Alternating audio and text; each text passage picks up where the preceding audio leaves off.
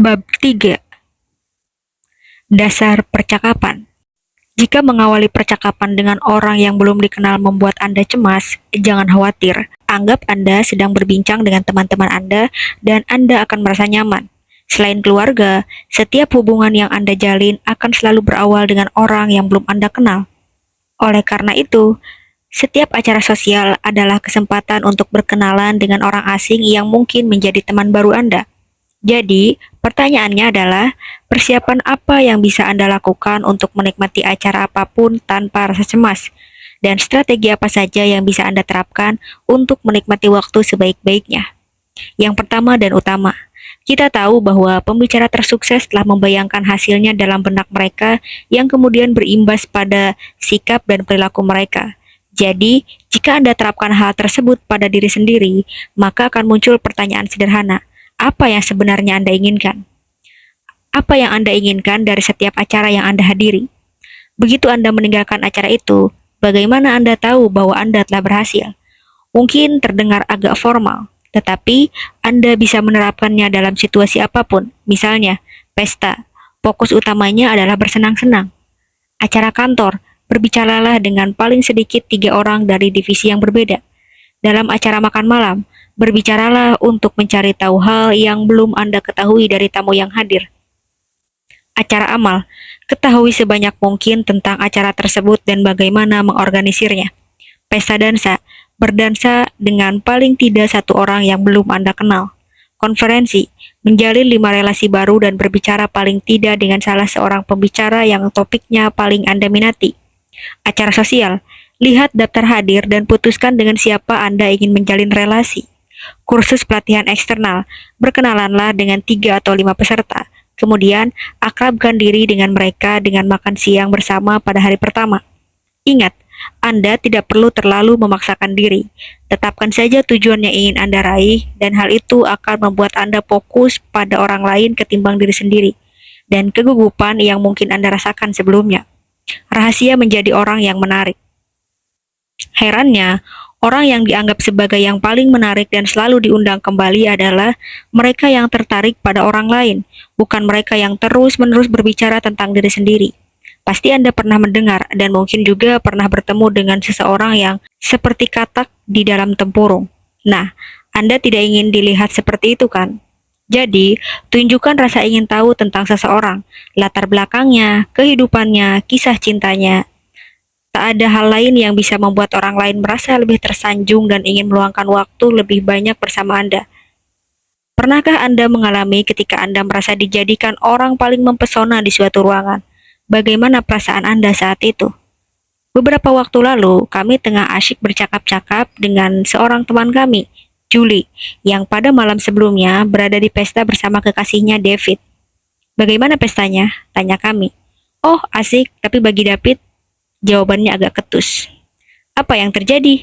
Setibanya di sana, kami berbaur dengan tamu lain seperti yang kami niatkan, berbincang dengan teman-teman dari latar belakang berbeda.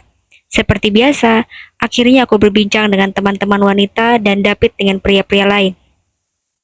Ketika kami sudah agak lama di sana, saya melihat David sedang asik berbincang dengan seorang wanita, Vanessa, yang belum pernah saya temui sebelumnya, dan ia luar biasa cantik. Saya agak cemburu.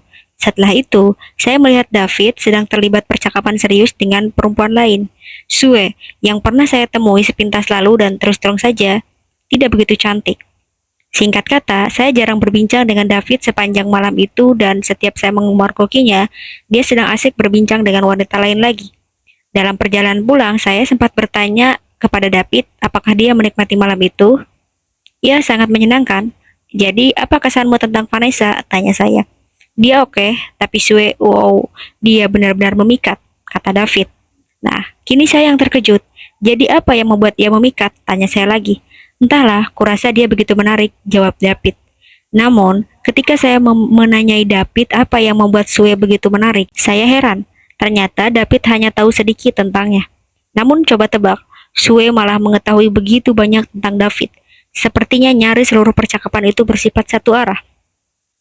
Perempuan yang patut dikasihani tetapi menarik. Cerita di atas menggambarkan maksud yang begitu penting. Menjadi tertarik membuat Anda menarik. Hal itu berarti Jika kita membuat diri kita tertarik dan mencari tahu tentang orang lain, kita akan dikenal oleh mereka. Bukankah hal itu jauh lebih mudah daripada harus memiliki 187 hal menarik untuk dikatakan saat kita bertemu dengan orang lain? Jika menyinggung konteks sosial, kadang kita menganggap bahwa yang terpenting adalah apa yang kita katakan, bahwa kita dinilai oleh hasil kita, bahwa orang yang menarik adalah orang yang mampu memukau, menghibur, dan menjadi pusat perhatian. Percayalah bahwa menurut pengalaman kami, hanya sedikit orang yang mampu melakukan tiga hal tersebut dengan sukses. Tentu saja, ada orang yang sanggup melakukan hal itu, tetapi jumlahnya bisa dihitung jari, dan mereka dibekali serangkaian keterampilan dan kemampuan yang mungkin bersifat alami, bukan karena dilatih. Bagi kita, pembelajaran sejumlah strategi yang sungguh-sungguh berguna melaksanakannya, lalu mempraktikannya secara teratur adalah langkah penting. Berapa banyak atlet yang menurut Anda bisa menjadi piawai dan sukses hanya karena bakat mereka? Berapa banyak atlet yang sukses karena serius berlatih?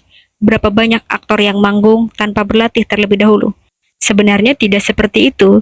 Jika latihan dan gladi kotorlah yang menjadikan mereka demikian, maka kita pun perlu menirunya. Jadi, mari kita awali sejumlah strategi yang akan membantu kita dalam setiap situasi dalam pergaulan. Titik awal. Kebanyakan orang yang kami kenal merasa kurang percaya diri dalam pergaulan dan mengatakan kepada kami bahwa salah satu kekhawatiran terbesar mereka adalah mengatakan sesuatu. Mereka begitu mempermasalahkan hal itu sehingga ketika tiba saatnya berbicara, mereka kehabisan kata-kata. Bahkan, seseorang yang baru saja berbincang dengan kami berkata, rasanya seakan-akan kepala saya kosong dan saya tidak bisa menemukan kata-kata tepat yang saya perlukan. Berdasarkan pengalaman para atlet dan aktor terkenal, pelajaran pertama yang kita pelajari adalah 3 rahasia mereka untuk berpentas dan sukses adalah berlatih, berlatih, dan berlatih. Jadi, mulailah berlatih. Bayangkan situasi saat Anda akan menemui orang baru, kami sengaja mengawalinya dengan ini, karena inilah situasi yang biasanya membuat orang merasa sulit dan cemas. Apakah pertanyaan berikut biasa diajukan kepada Anda? Siapakah Anda? Apa pekerjaan Anda? Di mana Anda tinggal? Bagaimana Anda bisa mengenal Paul dan Molly, teman-teman Anda? Latihan. Tulislah autobiografi Anda sebelum kami mulai memeriksa pertanyaan-pertanyaan tersebut secara lebih rinci. Inilah yang perlu Anda lakukan. Tulislah autobiografi Anda. Ambillah pena dan secari kertas, luangkan waktu sebentar, setengah jam, dan tulislah kisah hidup Anda. Anda bukan mencari salah atau benar. Anda hanya perlu mencatat kejadian-kejadian utama dalam kehidupan Anda. Dan jangan terlalu banyak berpikir, biarkan pikiran Anda mengalir dengan santai. Tim bekerja sama dengan seseorang 2 tahun lalu. Suatu malam, orang itu bertanya tentang kehidupannya. Bagaimana dia menjadi seperti sekarang, dan sebagainya. Tim bukan hanya yang suka membual tentang dirinya sendiri, jadi dia hanya berkata, berapa lama Anda telah menjadi seperti sekarang ini? Sambil berharap wanita itu akan menghapus topik tersebut. Rupanya, wanita itu mendesak tim dan membeberkan versi singkat tentang kehidupannya. Akhirnya, perempuan itu memandangi tim dan berkata, wow, kehidupan Anda mengagumkan sekali ya. Padahal, tim tidak pernah mengira bahwa kehidupannya sangat mengagumkan. Menurutnya kehidupannya biasa-biasa saja. Namun dari sudut pandang si wanita, kehidupan tim mengagumkan. Inilah yang seharusnya Anda inginkan. Tak seorang pun pernah mengalami kehidupan Anda, dan bahkan jika Anda mengira kehadiran Anda di dunia ini relatif biasa-biasa saja, jangan pernah mengira bahwa orang lain akan melihatnya dengan cara yang sama. Jadi, berhentilah membaca dan lanjutkan tugas Anda. Begitu Anda selesai, luangkan waktu sejenak untuk mengungkapkan dan mulailah memerhatikan bagian-bagian dalam hidup Anda yang Anda dapat bawa serta-merta ke dalam percakapan. Jika Anda memiliki kisah yang disukai orang lain, itu artinya cerita baginya. Dan tentu saja, kisah Anda akan menarik bagi orang yang memiliki latar belakang yang berbeda dengan Anda. Jadi, luangkan waktu lebih banyak untuk memikirkan dalam lingkungan dan acara apa Anda mampu memanfaatkan bagian yang berbeda dari kisah Anda. Jika hal tersebut membantu Anda, tuliskan dengan lebih rinci sehingga ketika saatnya tiba, Anda akan mampu bercerita lebih banyak. Sekarang, perhatikan pertanyaan yang kerap diajukan orang kepada Anda. Siapakah Anda? Fakta menarik. Ada banyak orang tak menjawab pertanyaan tersebut.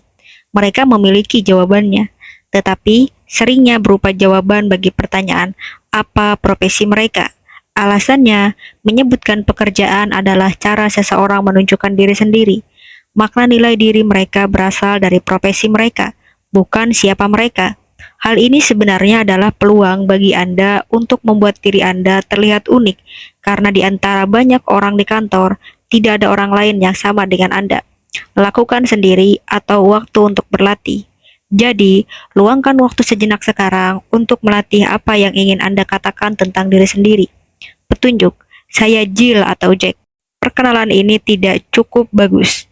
Anda perlu memberikan cukup informasi untuk memancing respon orang lain agar bertanya lebih tentang diri Anda. Pikirkan apa yang ingin orang lain katakan ketika ditanya lebih lanjut.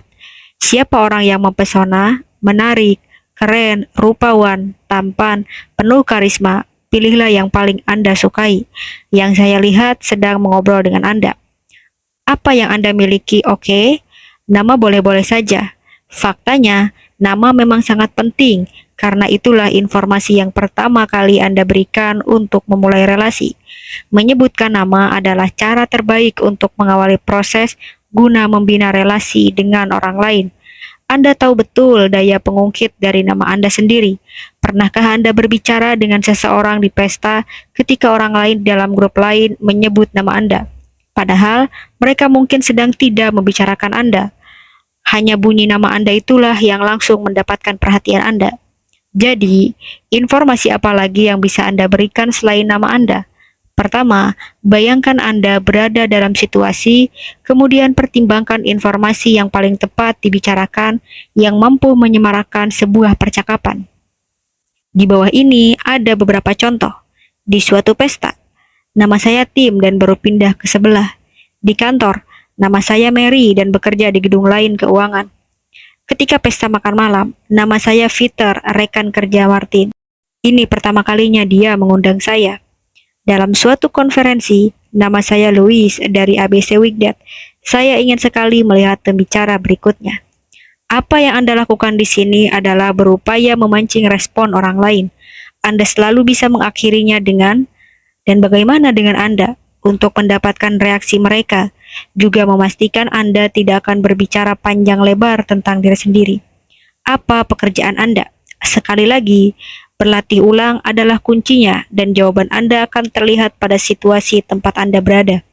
Pekerjaan rumah atau berlatih ulang. Bagaimana Anda menggambarkan diri Anda? Jawaban saya bekerja di bagian penjualan tidak akan membawa Anda kemana-mana. Begitu pula, saya adalah ahli bedah otak. Walaupun mungkin pertanyaan itu memancing respon orang lain lebih jauh daripada saya adalah agen reasuransi. Jadi, tambahkan sedikit informasi. Perbanyak deskripsi Anda, bukan hanya sekedar menyebut profesi Anda.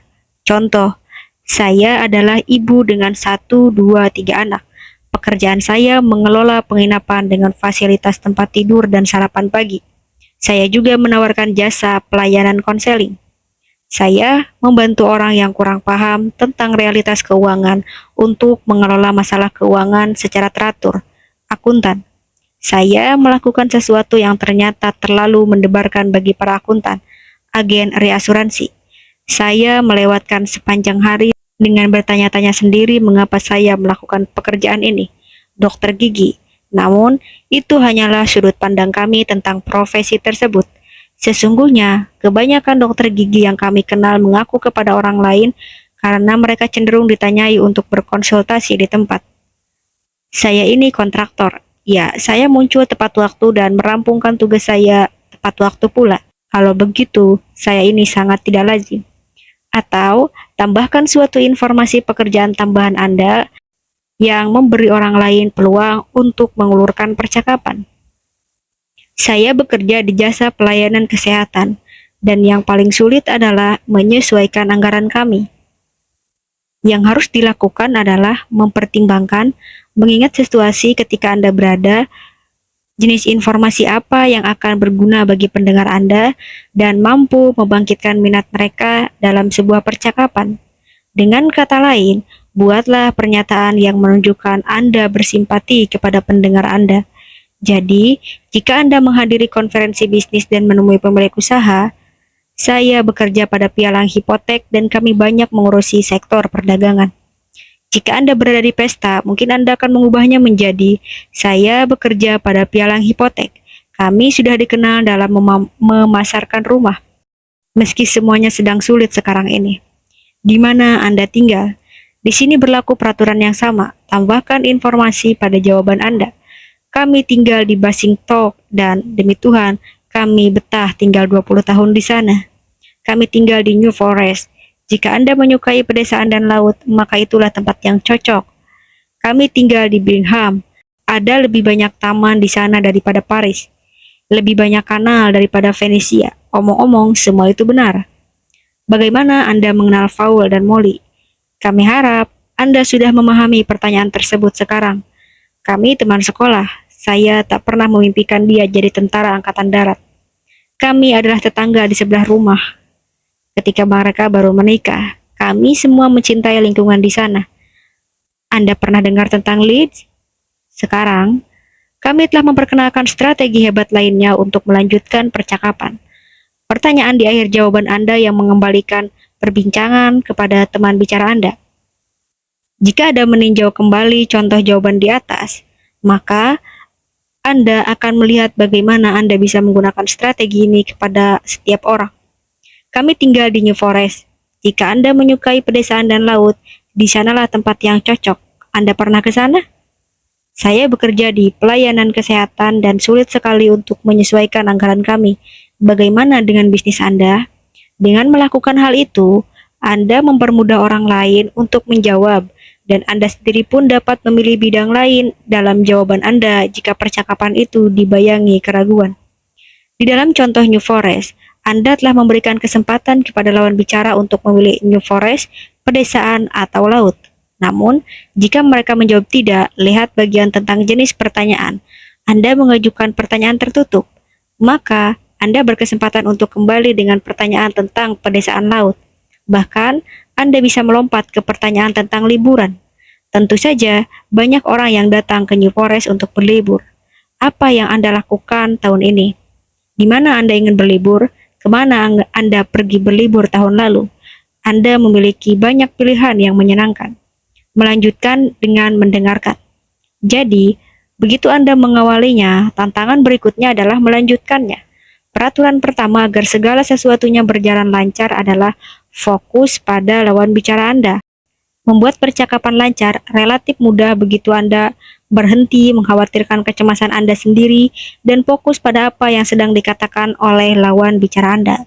Penyebab mengapa begitu banyak kesulitan dalam berbicara adalah sibuk memikirkan apa yang akan dikatakan berikutnya. Anda akan mendapatkan ide tentang apa yang Anda akan katakan selama Anda mendengarkan. Sekarang, sudah bukan rahasia umum bahwa mendengarkan adalah salah satu keterampilan penting yang harus dimiliki setiap orang. Hal yang menarik adalah bahwa dari semua keterampilan bahasa yang kita butuhkan dalam kehidupan kita, mendengarkan tak pernah diajarkan. Berapa kali seingat Anda sewaktu kecil Anda ditanya, "Kenapa kamu tidak dengarkan?" Atau, "Kamu tidak pernah mendengarkan ya?" Atau malah ditegur, "Dengarkan dong." Faktanya memang demikian.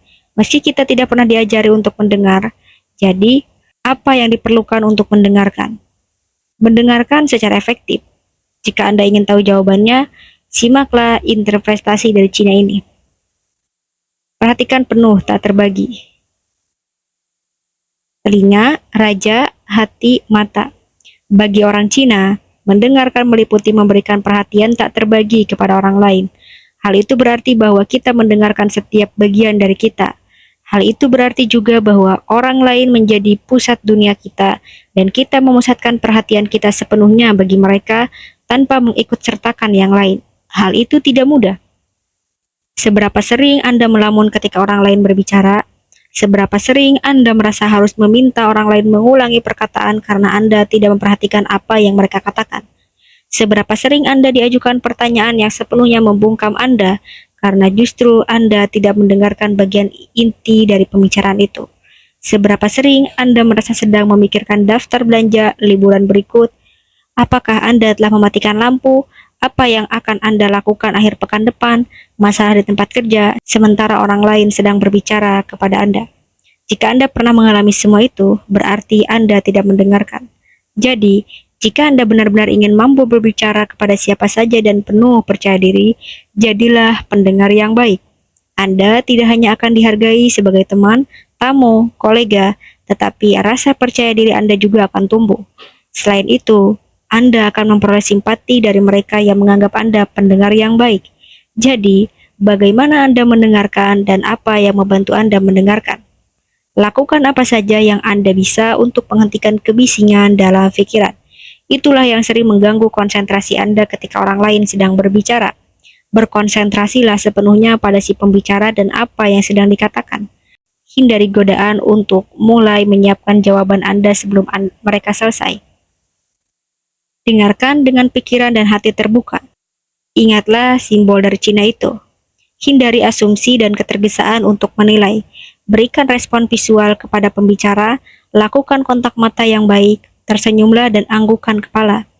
Berikan respon verbal dan vokal kepada pembicara, gunakan frasa seperti ya, saya tahu, saya paham, atau bahkan hanya suara semata seperti atau ah.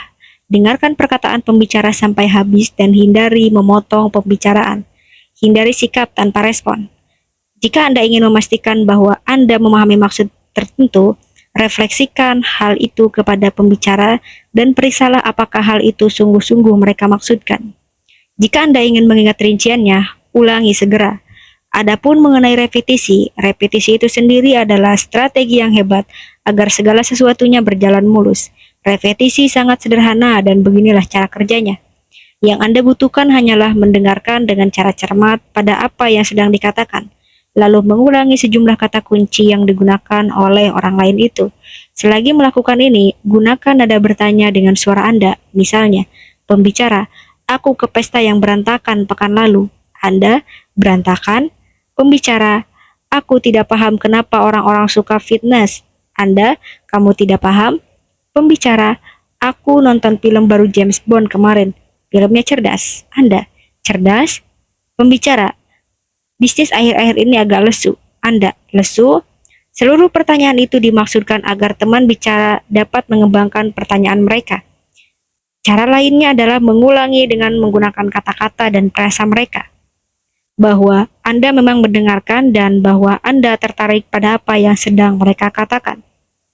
Kiat, Anda harus selalu menggunakan kata-kata orang lain. Jangan menafsirkan atau menggunakan kata-kata atau frasa Anda sendiri. Menggunakan kata-kata mereka akan benar-benar menambah keampuhan dan menunjukkan bahwa Anda sedang mendengarkan. Sekarang, di halaman ini, beberapa di antara mungkin tampak janggal, tetapi ia berhasil.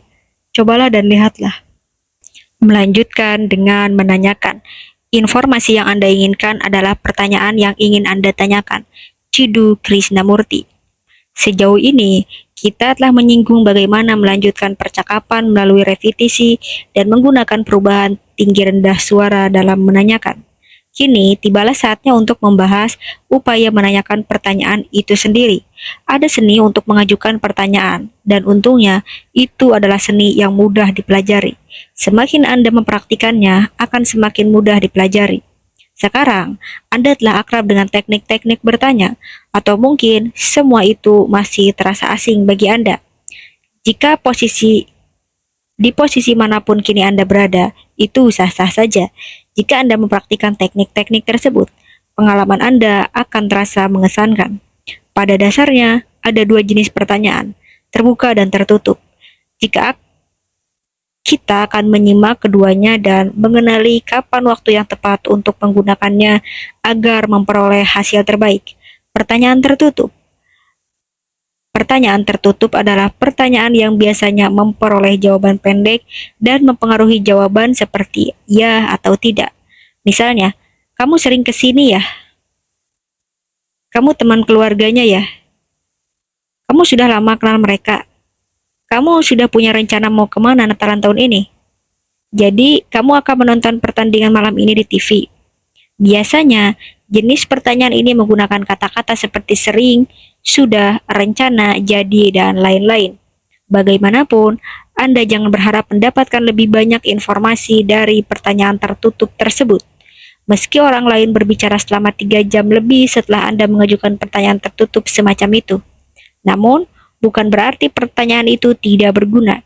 Jika Anda ingin percakapan berjalan mulus, bukan pertanyaan tertutup yang harus Anda ajukan. Lebih baik, pertanyaan semacam itu digunakan untuk alasan khusus seperti mengkonfirmasi informasi ataupun untuk menyampaikan kesimpulan. Artinya, kamu sudah memutuskan akan pergi ke Yunani musim panas mendatang. Sudah waktunya untuk pergi. Sudah waktunya kita pergi. Benarkah kamu tidak punya waktu untuk berbelanja? Bisa kamu jemput anak-anak dari sekolah? Pertanyaan terbuka memiliki dua bentuk yang perlu diperhatikan dan dipahami. Namun, sebelum kita membahasnya lebih rinci, mari kita kenali kata-kata yang digunakan dan yang selalu mengawali pertanyaan terbuka, yaitu apa, kapan, di mana, siapa, bagaimana, mengapa, dan yang mana. Saya punya 6 orang yang melayani saya dengan setia. Mereka mengajari saya semua yang saya ketahui. Nama-nama mereka adalah apa, di mana, kapan, bagaimana, mengapa, dan siapa. Rudyard Kipling. Sepertinya Kipling tidak mengikut sertakan yang mana. Karena jika iya, maka sajak itu tak akan berirama. Metode lain mendapatkan informasi adalah menggunakan cerita padaku. Ceritakan padaku. Ceritakan padaku soal liburanmu. Ceritakan padaku bagaimana aku mendapatkan. Ceritakan padaku bagaimana kamu mendapatkan. Ceritakan padaku lebih banyak lagi. Dua bentuk pertanyaan terbuka adalah terbuka yang netral, terbuka yang menuntun kepada hal-hal mendetail. Pertanyaan terbuka yang netral cenderung mendapatkan jawaban panjang. Inilah pertanyaan yang memberikan pilihan terbaik tentang apa yang akan dikatakan dalam jawaban teman bicara.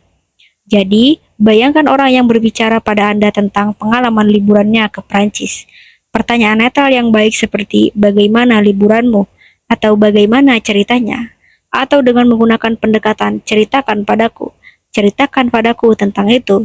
Penerapan strategi ini akan memberi teman bicara Anda kesempatan untuk menceritakan apa saja yang mereka ingin ceritakan tentang liburan itu kepada Anda. Bagaimanapun, Anda tidak mempengaruhi mereka.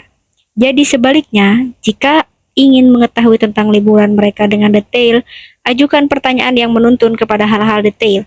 Pertanyaan-pertanyaan yang menuntun kepada hal-hal detail cenderung memperoleh jawaban yang panjang dan mempengaruhi. Pertanyaan-pertanyaan itu menuntun orang lain untuk membicarakan topik yang ingin mereka bicarakan. Jika kita mengambil contoh pertanyaan kepada orang baru kembali dari liburan, makanannya seperti apa? Bagaimana cuacanya? Kapan kamu berangkat? Di mana kamu akan tinggal kalau ke sana lagi? Aktivitas jenis apa yang mereka tawarkan? Kami harap Anda paham bahwa meskipun pertanyaan tersebut termasuk pertanyaan terbuka, Anda tetap mengarahkan orang lain untuk menceritakan pada Anda tentang hal yang ingin Anda dengar. Kiat, Anda selalu bisa memikirkan pertanyaan terbuka netral mana yang lebih dinilai cocok dalam suatu acara. Anda bergerak dalam bisnis apa? Bagaimana bisnisnya? Ceritakan pada saya tentang keluarga Anda. Bagaimana pandangan Anda tentang seperti apa bangunan rumah Anda? Apa rencana liburan Anda untuk tahun ini? Bagaimana Anda melukiskan Basingstoke, Glasgow, Hampton, Arden, and Hopetoun? Jika Anda bisa menguasai teknik untuk menguasai pertanyaan-pertanyaan yang hebat, maka Anda akan selangkah lebih maju dari pramuniaga dan akhirnya mampu meningkatkan penghasilan Anda dalam jumlah yang menggiurkan. Kami sedang tidak bergurau.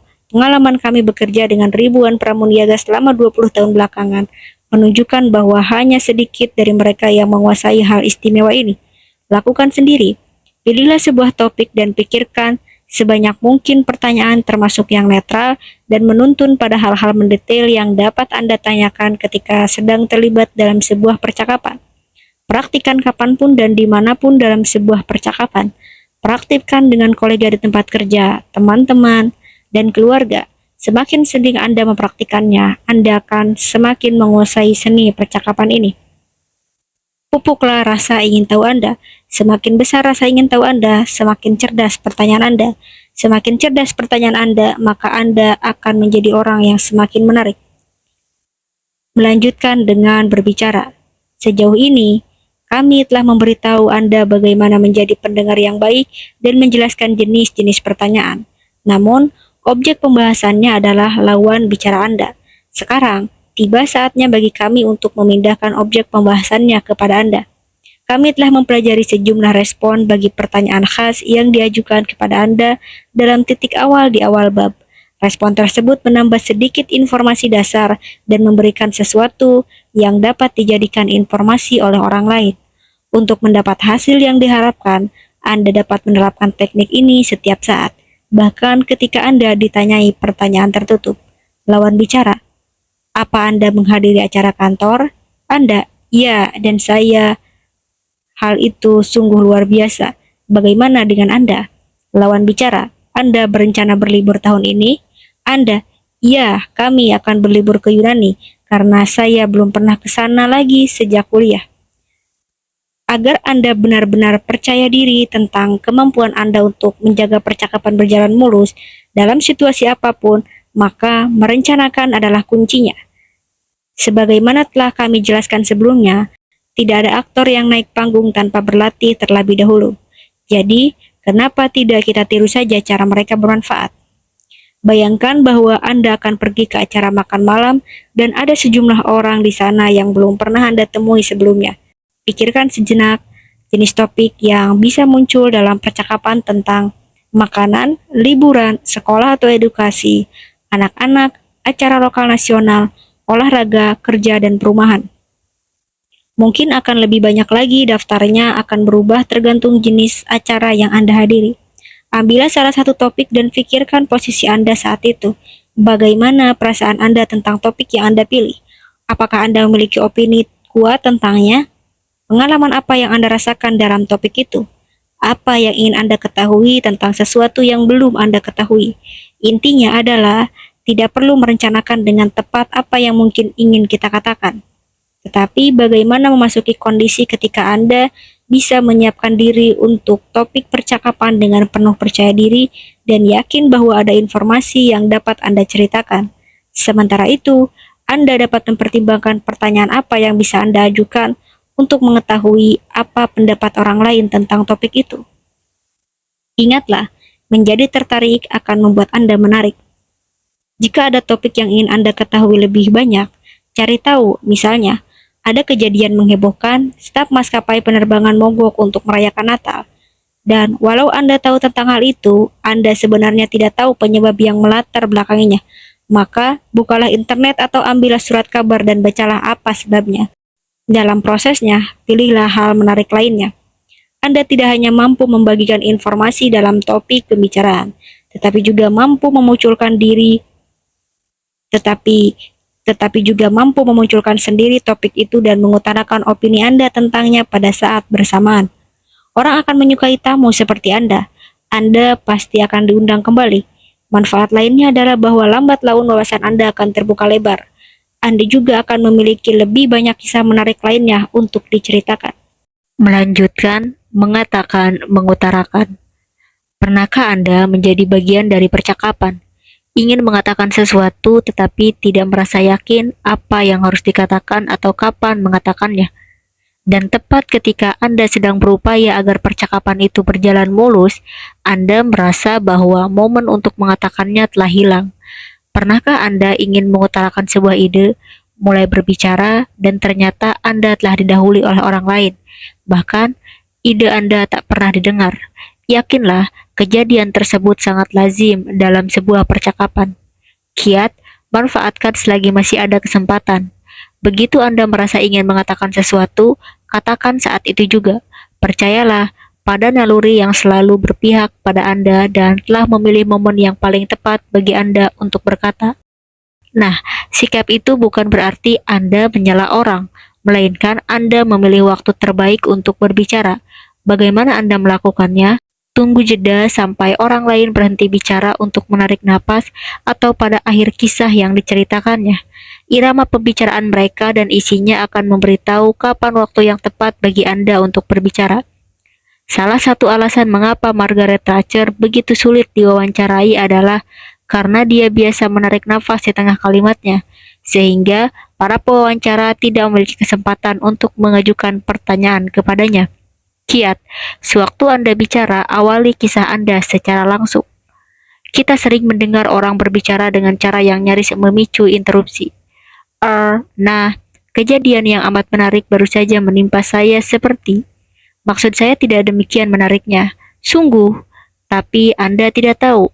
Sangat serupa, tidak ingat benar tepatnya kapan. Tapi, jika Anda menginginkan perhatian orang lain, Anda harus bersikap positif dan tegas, baik dalam percakapan maupun sikap. Jadi, setidaknya yang Anda perlukan adalah melontarkan kalimat pembuka yang layak didengar. Cerita Anda mengingatkan saya pada sesuatu yang menimpa kami 2 tahun lalu. Itu benar-benar aneh, lucu, menarik, dan sebagainya. Lihatlah apa makna kalimat tersebut. Menunjukkan bahwa Anda mendengarkan. Menunjukkan Anda tertarik pada apa yang sedang dikatakan lawan bicara. Menunjukkan inti permasalahannya secara langsung. Memberi alasan bagi lawan bicara untuk terus mendengarkan. Anda hanya membutuhkan untuk menyampaikan dengan penuh rasa percaya diri dan Anda memiliki sikap seorang pemenang. Jangan pedulikan hal-hal tidak penting dan kejarlah yang utama. Sejauh ini, kami telah berupaya agar Anda sudah mampu berinteraksi dengan sukses dan dapat menikmati setiap acara yang Anda hadiri. Sekarang, mari kita simak strategi lain untuk berinteraksi secara efektif dengan orang lain, terlepas dari jenis acara yang Anda hadiri. Strategi ini ampuh diterapkan dimanapun, kapanpun, dan dengan siapapun. Tas wanita yang sulit diabaikan. Emma memiliki tas wanita yang sulit diabaikan. Tasnya begitu istimewa dan memiliki beragam warna sehingga memang sulit diabaikan. Namun, Anda tahu kan apa yang kami maksud? Karena sifatnya sangat mendasar bagi keberhasilan pelaksanaan teknik pertama ini, maka teknik itu kami beri nama berdasarkan tas wanita itu. Pertanyaan kami bagi Anda adalah, apa yang menjadi tas yang sulit diabaikan dari diri Anda? Sebelum Anda menjawab pertanyaan tersebut, kami jelaskan apa yang dimaksud dengan tas yang sulit diabaikan itu. Tas wanita yang sulit diabaikan adalah sesuatu yang Anda miliki, yang begitu orang melihatnya untuk pertama kali, mereka merasa ingin sekali menanyakan sesuatu atau mengomentarinya. Jika Anda adalah seorang pria yang sedang membaca halaman ini, hal ini tetap berlaku bagi Anda. Anda lihat, sesuatu yang sulit diabaikan tentang tas wanita milik Emma itu membuat orang lain harus mengomentarinya. Di mana Anda membeli tas seindah ini? Bagus sekali tasnya, di mana saya bisa membelinya? Wow, saya belum pernah melihat tas sebagus ini. Ah, tas Anda mewah sekali. Tas Anda istimewa sekali, boleh saya lihat? Paham? Awal dari percakapan yang asyik kan? Jadi, tugas pertama Anda adalah mendapatkan tas wanita yang sulit diabaikan itu. Jika Anda belum memilikinya, pergi dan belilah. Bagi kaum Hawa, mungkin ini lebih mudah ketimbang kaum pria. Tetapi ini bukan berarti bahwa kaum pria tidak bisa diikut sertakan. Misalnya, beberapa waktu lalu, Emma memberikan tim dasi yang biasanya akan dikomentari orang lain. Tim juga memiliki dasi yang sangat menarik yang justru tidak diinginkan oleh Emma untuk dikenakan jika sedang bersamanya, tetapi dijamin akan memancing percakapan. Tim memiliki jam tangan emas yang sudah berusia 60 tahun hadiah dari pamannya, yang sangat disayanginya dan sangat tidak lazim jika dibandingkan dengan model jam tangan modern saat ini. Disitulah letak keistimewaannya. Bahkan, sekalipun hal-hal itu tidak memancing percakapan, Anda dapat selalu menarik perhatian orang. Bagian kedua dari teknik ini adalah senantiasa mencari tas wanita orang lain yang juga sulit diabaikan. Ada benda-benda yang mereka kenakan atau bawa yang jelas sangat berarti bagi mereka, atau benda istimewa yang telah mereka pilih dengan cermat. Pertanyaan berikut untuk menarik perhatiannya. Di mana Anda mendapatkan titik-titik yang cantik ini? Alangkah bagusnya titik-titik.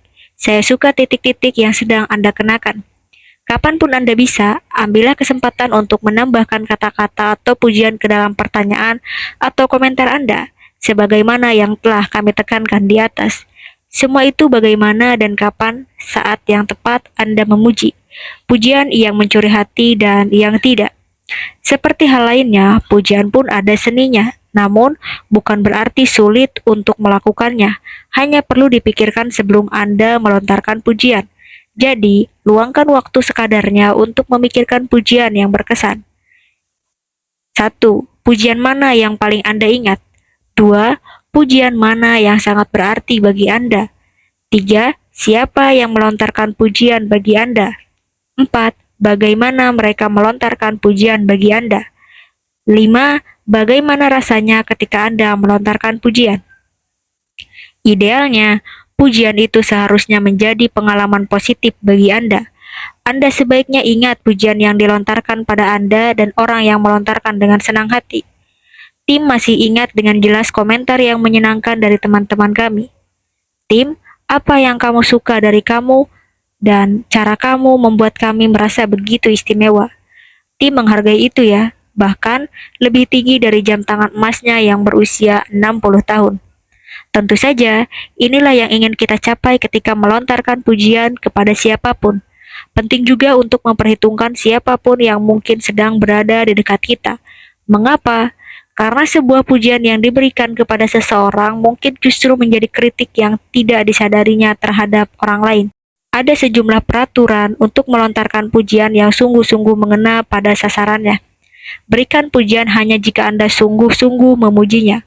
Orang yang terlalu sering memuji terkesan menurunkan martabat pujian itu, sehingga dapat dianggap tidak tulus, dan yang terparah bisa dianggap menjilat. Berikan pujian yang bersifat khusus dan tidak umum. Anda hebat. Tidak sama dengan efektifnya dengan pujian di bawah ini. Agar orang itu bisa melihat Anda bersedia repot-repot untuk merancang pujian guna menghangatkan situasi dan kondisi. Pesta itu benar-benar mengasyikkan. Anda memang benar-benar tahu bagaimana membuat orang lain tidak saling kenal satu sama lain dapat bersenang bersama-sama. Anda punya kemampuan menakjubkan, bisa membuat orang merasa bahwa mereka satu-satunya yang hadir di ruangan itu. Berikan pujian yang menguatkan apapun yang dilakukan orang itu, sesuatu yang Anda sukai. Anda selalu terlihat begitu cantik, ada panutan bagi kami semua. Jika Anda benar-benar ingin melontarkan pujian, pikirkan waktu dan tempat untuk melontarkannya. Pilihlah waktu yang tenang bersama orang yang berkepentingan dan tak ada orang lain. Pastikan agar Anda menatap matanya agar mereka bisa melihat bahwa Anda serius. Jadikan hal itu berkesan. Jika Anda ingin memuji seseorang di muka umum, pastikan bahwa Anda tidak menyindir orang lain secara sengaja. Misalnya memuji seseorang yang kini sudah lebih langsing karena rajin berolahraga, padahal banyak orang lain mungkin perlu mengurangi berat badannya. Bukankah cara memuji yang baik untuk menjalin relasi yang langgeng? Kadang, Anda bisa mengabaikan peraturan-peraturan itu. Dan ketika saatnya telah tiba, Anda tinggal melontarkan satu atau dua kata pujian yang akan menyemangati orang lain. Makanannya lezat, Anda tampak hebat, pestanya asik, pidato yang mengagumkan. Mengubah percakapan kecil menjadi besar, menggapai garis bawah permukaan air. Sejauh ini, banyak pembahasan kami di bab ini hanya berkaitan dengan perkataan kecil. Itu adalah perasa umum, tetapi apa yang kami maksud dengan hal itu? Mari kita menggambarkan dengan puncak es. Kurang lebih 10% dari kumpulan massa gunung es berada di atas permukaan air, dan 90% sisanya berada di bawahnya. Dalam kaitannya dengan percakapan, banyak percakapan di antara orang yang tidak saling kenal terjadi di atas garis permukaan air. Dengan kata lain, mereka berkomunikasi di tingkat permukaan dan berbagi informasi yang nyaman untuk mereka. Pada tingkat ini, kita berbicara tentang di mana kita tinggal, apa profesi kita, berapa jumlah anggota keluarga kita, apa saja hobi kita, kemana kita biasa berlibur. Dengan kata lain, percakapan yang kurang penting. Bagaimanapun, inilah informasi yang senang kita bagikan dengan orang lain, dan itulah bahan bakar sebagian besar percakapan. Informasi seperti itulah yang membawa kita mengenal seseorang. Namun, informasi yang kita bagikan tentu berbeda jika kita berinteraksi dengan seseorang yang telah lama kita kenal. Kita beroperasi pada tingkat yang lebih dalam di bawah garis permukaan air. Di tingkat ini, kita berbicara tentang memahami orang lain, berada pada panjang gelombang yang sama, berbagi nilai yang sama, dan menjadi dekat. Seringkali kita berpikir bahwa bukan suatu kebetulan jika kata understand diawali dengan kata under. Gagasannya, kita harus dalam bahasa kiasan, mengenakan peralatan menyelam kita lalu menyelam di bawah permukaan air untuk menemukan mutiara asli. Tak diragukan lagi, pasti Anda pernah mendengar frasa begitu Anda telah mengenal mereka. Kami lebih suka memikirkan sebagai begitu Anda telah memahami mereka. Kini kita berada dalam konteks percakapan besar. Kini kita berada dalam konteks percakapan besar. Jadi, kita jadi, jika pengalaman Anda serupa dengan pengalaman kami, maka Anda baru saja mengetahui bahwa ada sejumlah orang yang walaupun Anda baru sekali menemuinya, Anda sudah merasa saling akrab. Anda berdua memiliki sudut pandang yang sama, berada pada panjang gelombang yang sama, dan merasa seolah saling mengenal sejak lama. Ketika Anda merasakan hal itu, maka Anda memiliki peluang besar untuk memanfaatkannya dan mulai menjalin persahabatan yang langgeng. Pertanyaannya adalah, bagaimana Anda mengawali proses itu tanpa terlalu bersemangat dan menghujani mereka dengan isyarat yang menyatakan, "Saya ingin menjadi teman Anda," sehingga membuat Anda merasa bosan? Nah, jawabannya sebenarnya mudah sekali, dan inilah dua teknik untuk tiba di bawah garis permukaan air yang mampu menjalin rasa akrab sekaligus memperlihatkan minat untuk mengenal lebih lanjut. Menyelam untuk mendapatkan opini. Jika kita terus menggunakan istilah puncak gunung es dan menyelam di bawah air, maka pikirkan informasi di atas garis permukaan air. Maka pikirkan informasi di atas garis permukaan air sebagai fakta.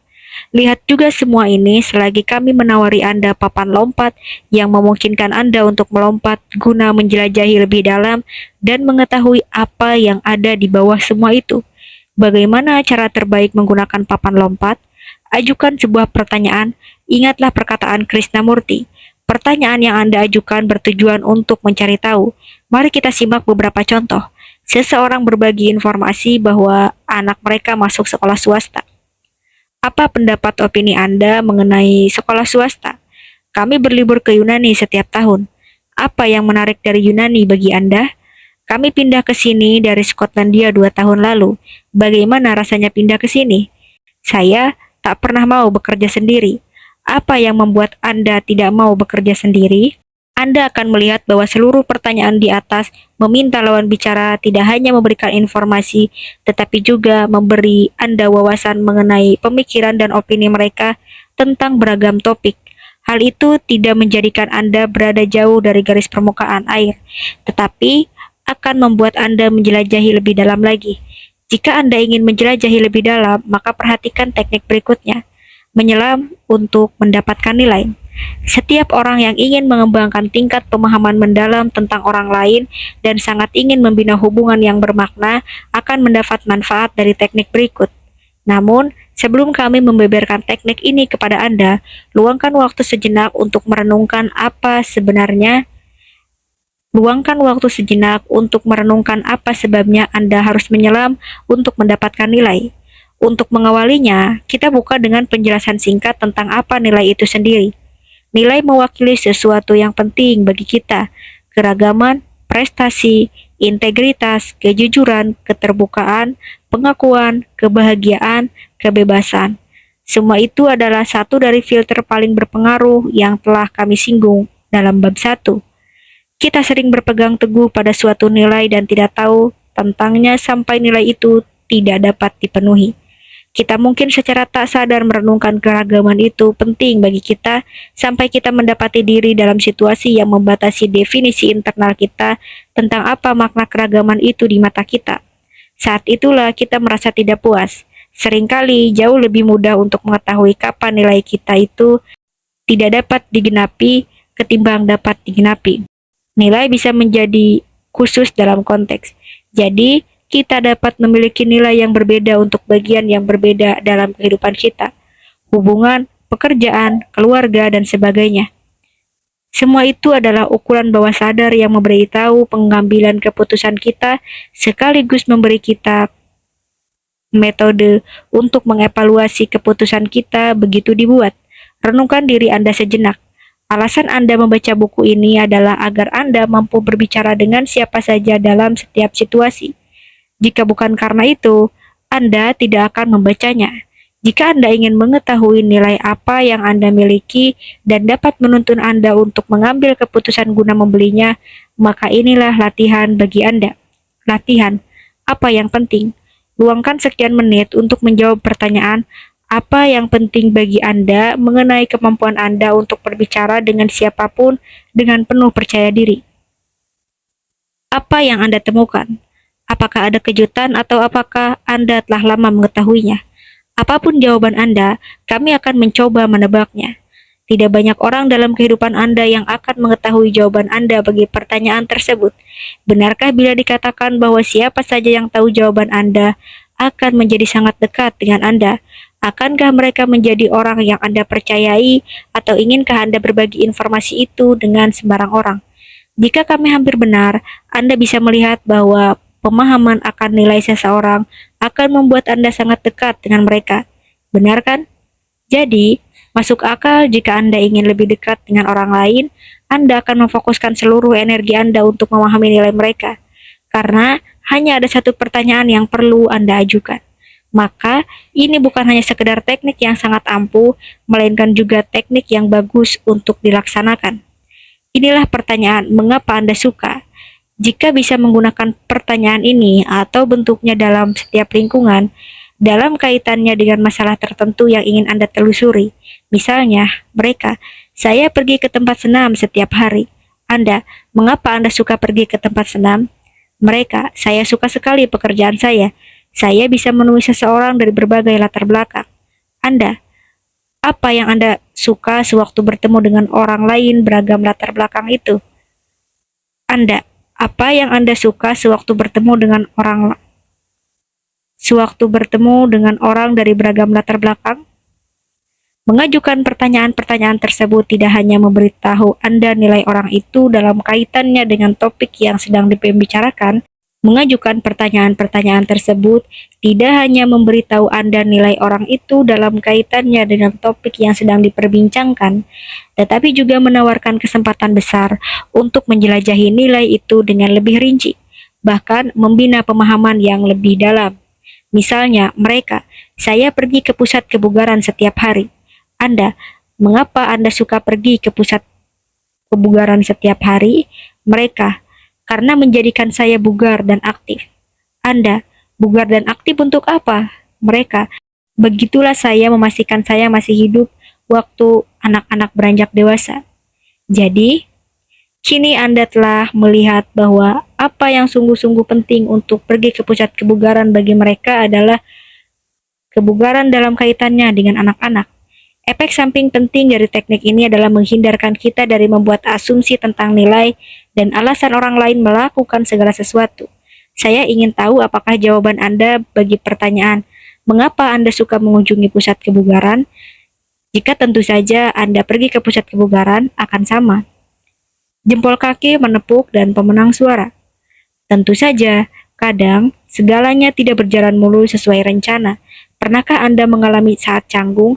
Pada saat itu, jempol kaki kita menekuk karena Anda kehabisan kata. Demikian pula lawan bicara Anda. Tiba-tiba Anda mengoceh dan menyadari bicara Anda tidak dipahami lawan bicara Anda. Komentar Anda tidak tepat. Anda memunculkan topik dan tiba-tiba menyadari bahwa itu bukan ide yang baik. Anda ingin menjauh dari seseorang, tetapi merasa sepenuhnya terperangkap. Mari kita simak sejumlah cara untuk mengubah jempol kaki menepuk menjadi si pemenang suara. Anda kehabisan kata, demikian pula mereka. Mungkin ini salah satu penyebab jempol kaki menekuk, terutama ketika Anda menemui seseorang untuk pertama kali. Tak masalah jika hal itu terjadi di pesta. Namun, bagaimana bila hal itu terjadi saat kencan pertama Anda dan tiba-tiba tercipta keheningan? Jadi, apa yang dilakukan oleh mereka yang penuh percaya diri? Nah, satu hal yang menandai orang yang penuh percaya diri dalam situasi ini adalah mereka tetap merasa nyaman dalam keheningan. Anda lihat, itu semua tergantung pada cara Anda mengendalikan pikiran dalam keheningan tersebut. Bagi sebagian besar orang, keheningan cenderung mendatangkan perasaan panik yang tiba-tiba menyergap. Kita mulai mencari-cari sesuatu untuk dikatakan. Kita mengira bahwa kita bertanggung jawab untuk memecah keheningan itu dan kemudian mulai mengkhawatirkan tentang apa yang dipikirkan oleh orang lain. Jadi, semakin dicari, semakin sulit bagi kita untuk menemukan kata-kata yang tepat. Bagi orang yang penuh percaya diri, keheningan justru mengisyaratkan jeda untuk istirahat dalam percakapan dan membuat mereka tetap tenang. Akhirnya, percakapan kembali berjalan dengan lancar. Sekarang, merasa nyaman dengan kesenyapan dapat menjadi langkah yang terlalu jauh pada tahap ini. Jadi, apa yang dapat dilakukan agar kita menjadi begitu percaya diri? Nah, kita dapat menggunakan sejumlah teknik yang telah kita bahas. Namun, sebelum kita melakukan apapun, ambillah napas yang nyaman dan santai. Gunakan tas wanita yang sulit diabaikan atau yang setara, misalnya. Sudah lama saya mengagumi cincin atau jam tangan atau jaket yang Anda kenakan itu. Di mana Anda mendapatkannya? Rumah ini cukup besar untuk pesta. Kami tak pernah melihat rumah sebesar ini di tempat kami. Menurut Anda bagaimana? Benar-benar jamuan makan malam yang luar biasa. Apa makanan favorit Anda? Saya ingin tahu apakah mereka mendapatkan sofa, meja, kertas penutup dinding foto itu. Di mana Anda bisa berbelanja mebel dan lain-lain? Tanyakan sesuatu yang pernah Anda singgung dan ketahui lebih lanjut. Anda ingat kemarin bercerita pada saya tentang anjing Anda? Saran apa yang bisa Anda berikan pada orang yang ingin punya anjing tetapi punya anak yang masih kecil? Aku tahu Anda akan berlibur ke Yunani tahun ini. Tapi, kemana Anda akan pergi jika seandainya Anda terbang kemana saja sepanjang musim panas ini? Singgunglah informasi yang pernah Anda alami, kehidupan Anda, apa yang pernah Anda baca di koran, dan lain-lain. Pesta ini mengingatkan saya pada pesta sewaktu saya masih tinggal di Birmingham. Apakah Anda familiar dengan wilayah tengah? Apakah Anda sudah mendengar rencana mogok maskapai penerbangan musim panas ini? Lalu, apa rencana liburan Anda? Anda mengoceh dan menyadari bahwa bicara Anda ngawur. Cara favorit kami untuk menangani situasi ini karena ini berhasil baik dan Emma seharusnya tahu bahwa sering menggunakannya adalah, "Oh astaga, saya mulai ngawur lagi. Baiklah, saya akan berhenti." Diucapkan dengan senyuman yang meremehkan diri sendiri. Cara ini hebat karena mengundang komentar konyol. Tentu saja Anda tidak menanggapinya sekalipun demikian adanya. Selain itu, cara ini juga menunjukkan bahwa sikap tersebut manusiawi, menunjukkan bahwa Anda menyadari kesalahan diri sendiri, menunjukkan bahwa Anda menyadari kehadiran orang lain, membantu untuk menjalin rasa memaklumi, pikirkan berapa banyak orang yang juga akan mengoceh pada saat tertentu, dan membuat Anda berhenti ngawur. Anda membuat komentar yang tidak tepat atau memunculkan topik dan tiba-tiba menyadari bahwa itu bukan ide bagus. Kisah Gary, nama tokoh bukan nama sebenarnya. Gary sedang menghadiri pesta reuni sekolahnya. Ia berpapasan dengan teman sekelasnya dulu, Charlie, dan percakapannya langsung seperti ini. Gary, Charlie, senang sekali melihatmu lagi. Bagaimana kabarmu? Charlie, baik sekali. Kamu sendiri bagaimana? Gary, ya baik-baik saja. Pada titik ini, Gary melirik Sally yang berada di sisi lain ruangan itu. Sally adalah teman sekelas seperti dirinya dan Charlie. Gary, ya Tuhan, itu Sally, siap-siap menjadi bosan. Masih ingat kan dia? Charlie, ya kami menikah tahun lalu. Hal pertama, tentu saja, adalah menyadari bahwa Anda mengucapkan komentar yang tidak tepat. Anda mungkin bertemu orang lain yang tampaknya tidak tahu apa-apa tentang hal sekitarnya, tetapi ternyata mereka malah lebih tahu dari Anda. Jika Anda menyadari apa yang tak Anda lakukan, Anda sudah melangkah lebih dekat menuju resolusi yang hebat. Mari kita perjelas sesuatu di sini. Situasi seperti ini amat memalukan bagi setiap orang, terlepas dari apakah mereka itu penuh percaya diri atau tidak. Jadi, bagaimana Anda menyadari perbuatan Anda? Apa tanda yang memberitahu Anda bahwa Anda tengah berpijak pada tanah yang justru harus Anda jauhi? Dalam bab 4, kami menjelaskan cara yang mengagumkan untuk membina rasa memaklumi dan segudang informasi tentang bagaimana cara Anda dapat melihat perubahan dalam cara berpikir dan berperilaku orang lain. Dalam bab 6, kami juga menjelaskan beberapa cara untuk mengatasi situasi sulit. Pada tahap ini, kami akan mengikut sertakan unsur-unsur dasar dalam berinteraksi. Dalam bab ini, sebelumnya kami telah menjelaskan bagaimana memfokuskan perhatian Anda terhadap lawan bicara saat Anda tertarik kepadanya. Jika Anda melakukannya, Anda akan melihat ada sesuatu yang berubah dalam diri mereka, seperti ekspresi lawan bicara, fisik, dan kondisinya. Simaklah bab 2 jika Anda ingin meringkasnya. Anda mungkin mendengar perubahan dalam nada suara mereka dan mungkin juga merasakan ada sesuatu yang berubah. Pernahkah Anda mengalami baru menyadari telah mengatakan sesuatu yang seharusnya tidak Anda katakan? Kini Anda memiliki 3 pilihan, lanjutkan dan abaikan, ganti topiknya, atau akui bahwa Anda salah bicara dan terus lanjutkan. Yang mana yang harus dipilih?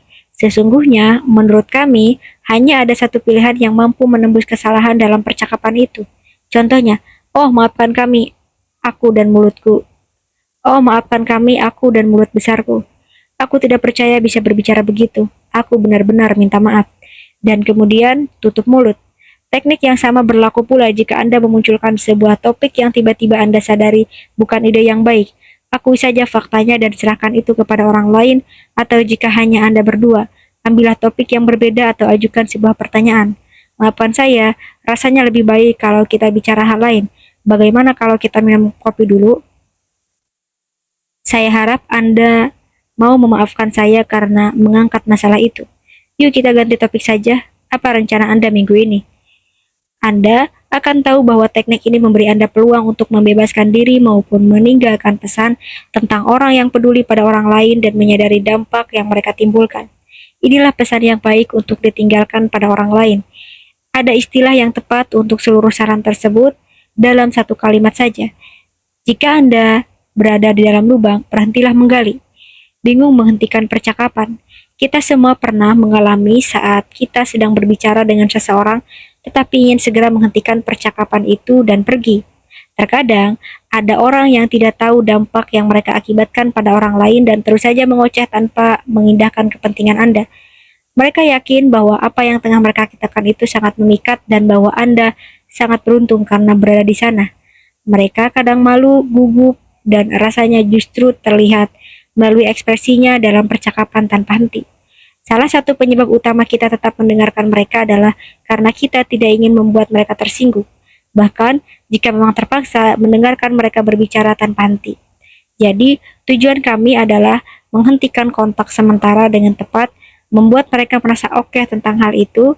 Kita hanya ingin melakukannya dengan baik tanpa menyinggung perasaannya. Jadi, inilah pendekatan nice kita yang menyenangkan itu. Nama. Kita semua menanggapi jika ada yang menyebut nama kita, karena kita memang sudah diprogram untuk menanggapinya. Jadi, jika Anda ingin menghentikan seseorang ketika ia tengah bicara, cara terbaik untuk melakukannya adalah dengan menyebut tanpa mereka. Sekarang, Anda memperoleh perhatian mereka. Interest atau minat. Katakan pada mereka bahwa Anda berminat pada apa yang tengah mereka katakan. Ungkapkan rasa senang karena telah bercakap-cakap dengan mereka. Dengan kata lain, buatlah mereka merasa nyaman tentang diri mereka sendiri. Conclude atau kesimpulan. Menyimpulkan percakapan itu dengan menjelaskan apa yang ingin Anda lakukan selanjutnya. Exit atau sudahi.